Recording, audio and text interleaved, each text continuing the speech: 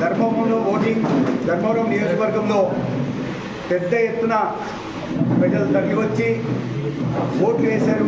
ఆ సందర్భంగా నియోజకవర్గం ఓటర్ మహాశయులందరూ కూడా నేను ముందుగా ధన్యవాదాలు తెలియజేస్తున్నాను. అయితే అనేక చోట్ల ముఖ్యంగా ధర్మవరం పట్టణంలో ఉదయం ఈవీఎంలు మొరాయించడం వల్ల కానీ ఇతర కారణాల వల్ల కానీ లేదా ఎలక్షన్ కమిషన్ సరైన సౌకర్యాలు కల్పించకుండా బూతుల దగ్గర 1400 ఓటర్లు ఉన్న చోట చిన్న గదిలో పెట్టడం, ఓటర్లకు అనేక రకాలైన ఇబ్బందులు కలిగించి ఎండలో నిలబెట్టే ప్రయత్నం చేశారు.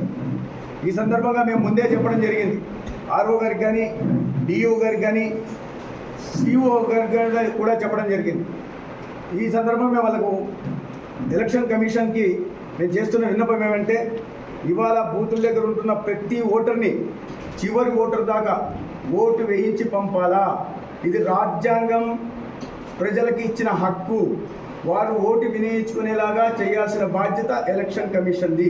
అయితే దీంట్లో ప్రధానంగా మేము ముందే చెప్పాం, ఇటువంటి చోట రౌడీ ఎలిమెంట్స్ ప్రతాప్ రెడ్డి అనే అతను, జయరాం రెడ్డి అనే అతను, జయచంద్రారెడ్డి అనే అతను, కేశవరెడ్డి అనే అతను, మారుతి అనే అతను, గౌడ్ అనే వినయ్ గౌడ్ అనే అతను, ఇటువంటి రౌడీ మూకలు ఇక్కడ ఇన్నాళ్ళ అరాచకాలు చేసిన రౌడీ మూకలు ఉన్నాయి. ప్రజల్ని ఇబ్బంది పెడతారు, ఓటర్లను భయభ్రాంతులు చేసి ఓటింగ్ రాకుండా చేస్తారనే ఉద్దేశంతో మేము చెప్పడం జరిగింది. లెటర్ దాని ఒక విన్నపం కూడా సమర్పించడం ఎలక్షన్ కమిషన్ కానీ పోలీస్ యంత్రాంగానికి కానీ. అదేవిధంగా చివరికి కోర్టుకు వెళ్ళి అదనపు బలగాలను కూడా తీసుకురావడం జరిగింది.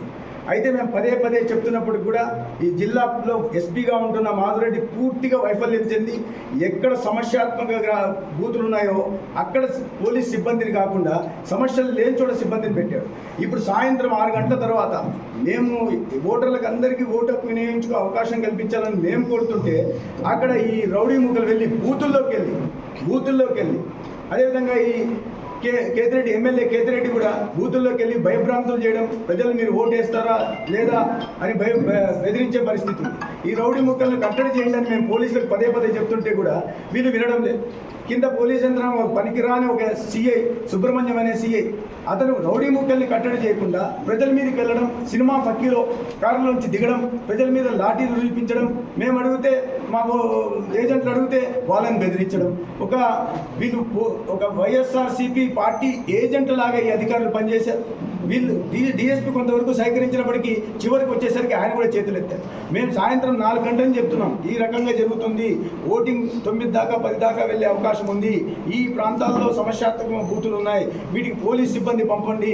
ఎక్కడైతే పోలింగ్ బూతుల్లో అయిపోయిందో సీల్ చేశారో అక్కడున్న సిబ్బందిని పంపమని ఎస్పీ నేను కోరడం జరిగింది, డిఎస్పీకి చెప్పడం జరిగింది, ఆర్ఓ గారికి చెప్పడం జరిగింది, కలెక్టర్ గారికి చెప్పడం జరిగింది. ఇవన్నీ చేయాల్సిన అధికార యంత్రాంగం అవన్నీ ఏం చేయకుండా ప్రజల మీద ఇవాళ వాళ్ళ ఓటు హక్కు వినియోగించకుండా చేస్తూ తర్వాత ఈ రౌడీ క్రియేటివ్ రెడ్డి కనుసన్నల్లో పనిచేస్తున్న రౌడీ ముక్కలు అక్కడికి వెళ్ళి డిస్టర్బ్ చేస్తుంటే వాళ్ళని భయభ్రాంతులు చేసి అక్కడి నుంచి పారిపోయేలాగా చేస్తున్నారు. ఒకటి మీరు వేస్తే ఫ్యాన్కి ఏంటి, లేదంటే మీ మీద దాడులు చేస్తాం, ఇక్కడి నుంచి వెళ్ళిపోవాలి మీరు అని బెదిరిస్తుంటే ప్రేక్షక పాత్ర వహిస్తున్నారు పోలీసులు. దీనికి పూర్తి బాధ్యత జిల్లా ఎస్పీ వహించాలి.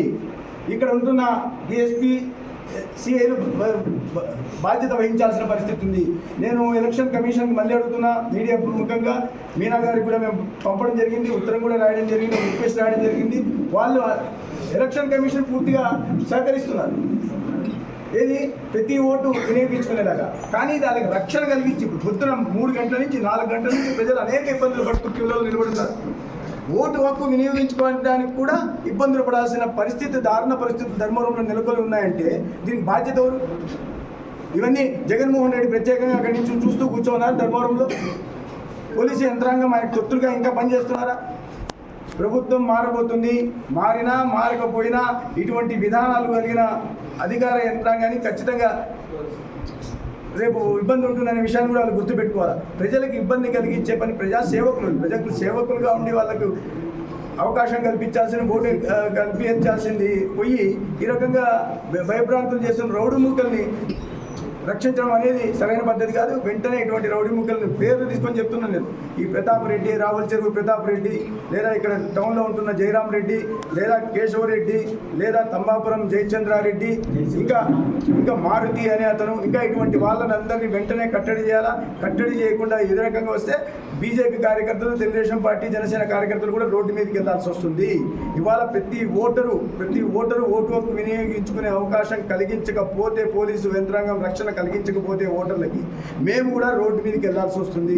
అప్పుడు తర్వాత పరిణామాలకి మాది బాధ్యత కాదనే విషయాన్ని కూడా నేను స్పష్టంగా తెలియజేస్తున్నా. వెంటనే ఈ డీజీపీ గారి దృష్టికి కూడా ఇప్పుడు తీసుకెళ్లాను. డీఏజీ గారితో కూడా మాట్లాడడం జరిగింది. వెంటనే పోలీసు యంత్రాంగం రక్షణ కలిగించాలా. కొద్ది సమయంలో చేయకపోతే రోడ్డు మీదకి వెళ్లాల్సిన పరిస్థితి వస్తుంది.